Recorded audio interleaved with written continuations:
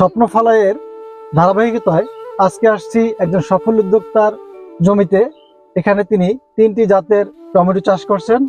আজকে জানবো এই টমেটো চাষ সম্পর্কে এবং কোন কোন জাতের পারফরমেন্স কেমন এবং কেমন ফলন হয়েছে, এই বিষয়গুলো নিয়ে আজকে কথা বলবো। আসসালামু আলাইকুম ভাই, কেমন আছেন? ওয়ালাইকুম সালাম, ভালো আছি। আজকে তো আপনার জমিতে দেখতে আসলাম। এখানে 3টা প্রজেক্ট, 3টা আসলে কি কি জাতের টমেটো চাষ করছেন? এই যে এটা হলো দীপালি ইস্পাহানি কোম্পানির, আরেকটা 1220 এয়ার মালিক সিডের, আরেকটা বিজলি 11 ইউনাইটেডের, আরেকটা হলো 027। তাহলে মোট কয়টা জাত? 4টা জাত। একজন কৃষক তার জমিতে 4টি জাতের টমেটো চাষ করছে। এই 4টা জাত সম্পর্কে আজকে আপনাদের দেখাবো এবং বলবো কোন জাতের পারফরমেন্স কেমন পাইছেন। তবে 4টা জাতের ভিতরে 1220 এবং দীপালি এই দুইটাই আমার ভাগ্য খুলে দিছে আর কি। আর 027 027 এটা অনেক সমস্যা সৃষ্টি করছে, যেমন খালি ফেটে যায়। এই ফেটে যাওয়ার রোগটাই হলো বড় সমস্যা। এগুলা আচ্ছা, এই ফেটে যাওয়ার জন্য কোনো ট্রিটমেন্ট নিছেন? অনেক চেষ্টা করছি কিন্তু কোনো প্রতিকার পাই নাই। ফেটে যাওয়ার জন্য আসলে কি কি ট্রিটমেন্ট নিছিলেন? ট্রিটমেন্ট বোরনের চিন্তা করছি, যে বোরনের অভাব, বোরন দিছি, বোরনের কাজ হয় নাই। তারপরে অনেক ধরনের ছত্রাকনাশক মারছি, তারপরে কোনো ফলাফল পাওয়া যায় নাই। ওইটা ইচ্ছাকৃত ফাইটে যায়।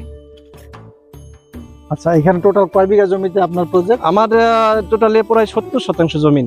70% জমিতে টমেটো প্রজেক্ট? হ্যাঁ, টমেটো প্রজেক্ট। আচ্ছা, এই টমেটো যখন চাষাবাদ করতেছেন, আপনি চাষাবাদের ধরনটা আসলে কিভাবে শুরু করছেন?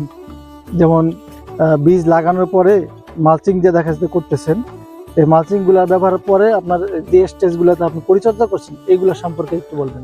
পরিচর্যা বলতে হলো এটা সিরিয়াল টু সিরিয়াল আসে। যেমন মালচিং আগে প্রস্তুত করতে হবে, তারপর পানি দিয়ে ভিজে টাইম কিছুটা পার করার পরে চারা লাগাইতে হবে। চারা লাগানোর পরে অনেক করণীয় কাজ আছে, গাছ গুছাই রাখা লাগে, মেডিসিন মারা লাগে, নানান ধরনের ছত্রাকনাশক মারা লাগে, গাছের উপরে আর কি সবসময় খেয়াল রাখা লাগে। এগুলা করতে যে আসলে কি কি সমস্যায় পড়ছেন, কোন কোন সমস্যা? এটার ভিতরে বড় সমস্যাই হয় হলো মাছি, সাদা মাছি এবং মাকড়, এবং আরো কিছু আছে, ওই যে ছটকা জাতীয় পোকামাকড়, এগুলাই সমস্যা করে। সাদা মাছি এবং মাকড় দমনের জন্য আপনি কি কি ব্যবস্থা নিয়েছেন, রাসায়নিক ব্যবস্থা? এটা সাদা মাছির জন্য ইমিডাক্লোপিড, মভেন্টো, উলালা। মাকড়ের জন্য ওই এভামেকটিন, এগুলা এই জাতীয় ওষুধ ব্যবহার করছি।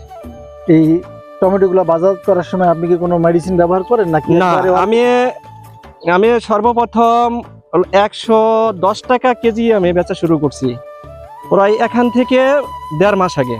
এখন থেকে 1.5 মাস আগে 110 টাকা কেজি আমি বেচা শুরু করছি। আমি কখনো কোনো পাকানো মেডিসিন দিই না, আমার প্রাকৃতিক ভাবে পাকে ওটি আমি বিক্রি করি, এবং এই কারণে আমার একটা নাম ছড়িয়ে পড়ছে, এবং আমার মাল হাটে গেলে অলরেডি সবাই মানে নেওয়ার জন্য ব্যস্ত হয়ে যায়।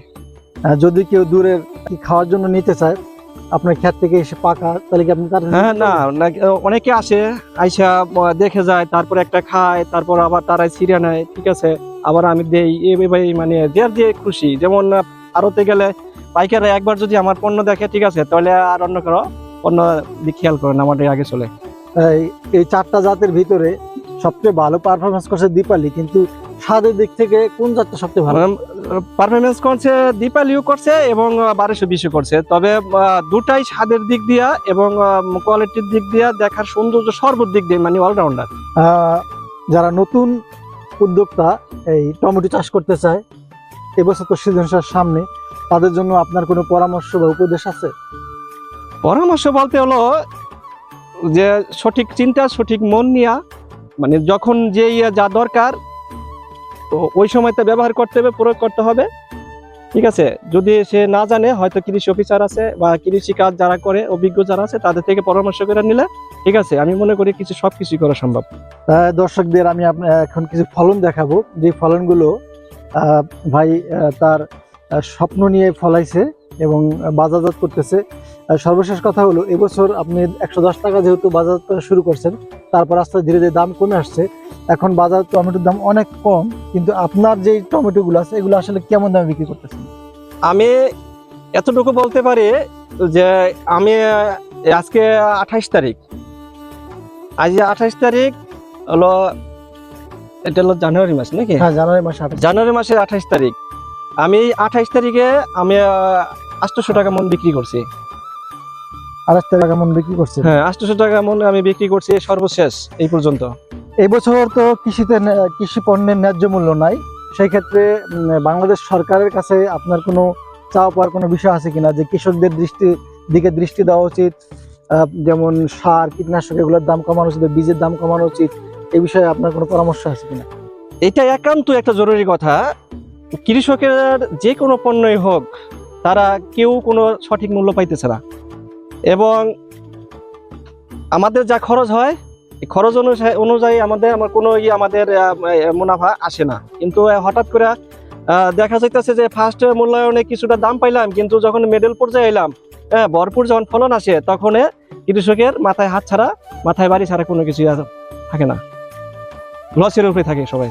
এই বছর আপনার এই টমেটোর প্রজেক্ট থেকে কেমন বিক্রি নামছে, কোনো হিসাব আছে? আমার হিসাব বলতে হলো, আমার তো লস হইব?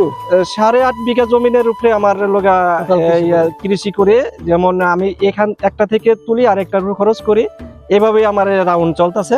আমি শসা করি হলো বেশিরভাগ, ঠিক আছে, শসার পরে আর দ্বিতীয় হলো আমার টমেটো, ঠিক আছে, তারপর পেঁপে আছে, আরো আছে, বেগুন আছে, ঠিক আছে, এসব মিলাই আমি হিসাব মেনটেন করি। তো তবে এখন পর্যন্ত আমার 3.5 থেকে 4 লক্ষ টাকা আর কি আমার অলরেডি হাতে এসে পড়ছে, বিক্রি করা হয়ে গেছে। হ্যাঁ।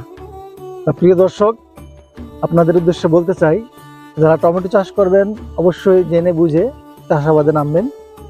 অন্যের লাভ সফলতা দেখে এসে কিন্তু সফল হওয়া এত সহজ নয়।